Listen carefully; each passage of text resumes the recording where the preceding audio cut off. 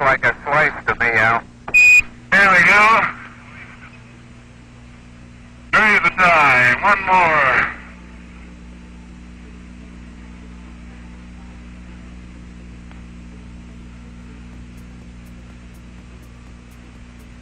Alan Shepard was not only an astronaut and explorer, he was a golfer, and that's the reason we're going to be targeting this gentleman. There's more reasons than that, but let's target Alan Shepard. Alan Bartlett Shepard Jr. was born November 18th, 1923.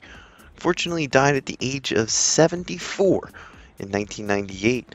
He was born in New Hampshire, and his profession was an astronaut, test pilot, and businessman. But he's a golfer at heart. He was the first American in space, the 5th person to walk the moon, and he played golf on the moon. I don't know if people know that, but it's a big deal. Arguably one of the hardest accomplishments in golf currently, and you can make that argument.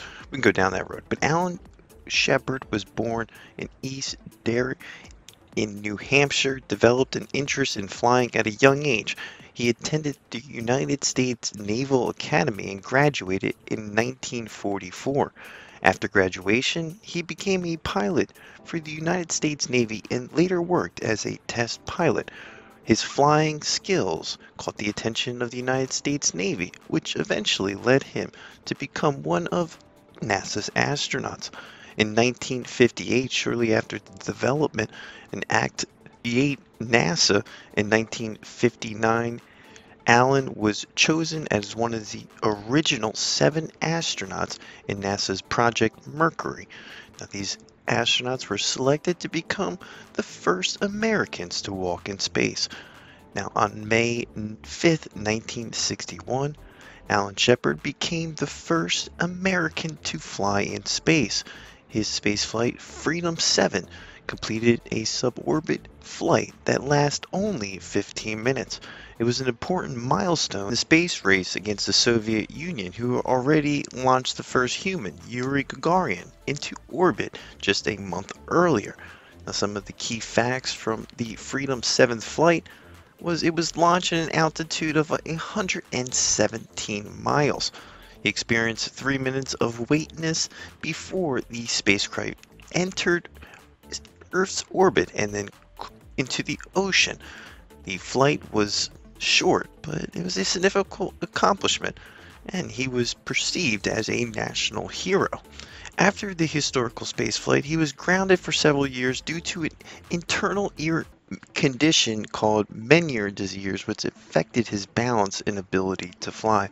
Despite these setbacks, he remained involved with NASA and continued to train for the return to space. Now, the big takeaway of this video would be the Apollo 14 mission. Now, 1971 was undergoing successful treatment for his medical condition. Alan was selected for the Apollo 14 mission. In January, the end of January, he was launched on a Saturn V rocket with fellow astronauts. The Apollo 14 mission was the 3rd successful manned mission to the moon. Alan became the 5th person to walk on the lunar surface. He spent about 9 hours on the moon's surface during these 2 moon walks, collecting samples and setting up experiments, exploring the area near Flamandro Highlands. Now, the moon golf moment was the most memorable moment of the Apollo 14 mission. It occurred during when he decided to play golf on the moon.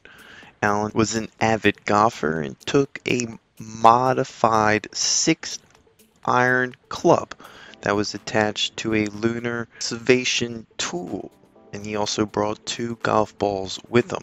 Now, we were grateful enough to visit the museum for the USGA in New Jersey, where he donated the club himself, not to the federal government, but it looks like to USGA, and it's sitting right there.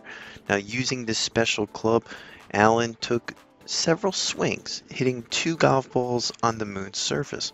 One of the balls traveled so far that Alan joked it went miles and miles, but kind of going into the data of that, we'll have a different video dedicated into the actual where what happened. But the low gravity and lack of atmosphere, that ball did fly. Now, the moments became one of the most famous and playful images in the space exploration and space race. Alan was lighthearted. Goff's session on the moon showed great spirit and a sense of humor, even though it was a serious and historical mission. After returning to the moon, he was considered a national hero, not just with Americans and golfers, but everybody across the world. He later retired from NASA in 1974, just a year later, turning his attentions to his business venues. He was involved in several companies, including Alan Goff, a company that made golf equipment for both terrestrial and lunar use. He also worked with many space exploration companies, enjoying giving speeches and sharing his experiences as an astronaut. He was soon later a member of the Astronaut Hall of Fame, received many awards and honors in his name for his achievements in golf exploration. In 1998, unfortunately, he passed at the age of 74 from leukemia. His death came at the 29th anniversary of the Apollo 11 moon landing. It highlights his great achievements in space history. Some fun facts: he was the first golf club used on the moon was that modified 6-iron. That was not just a standard club, but it was a Wilson's club. It not sponsored by Wilson at all.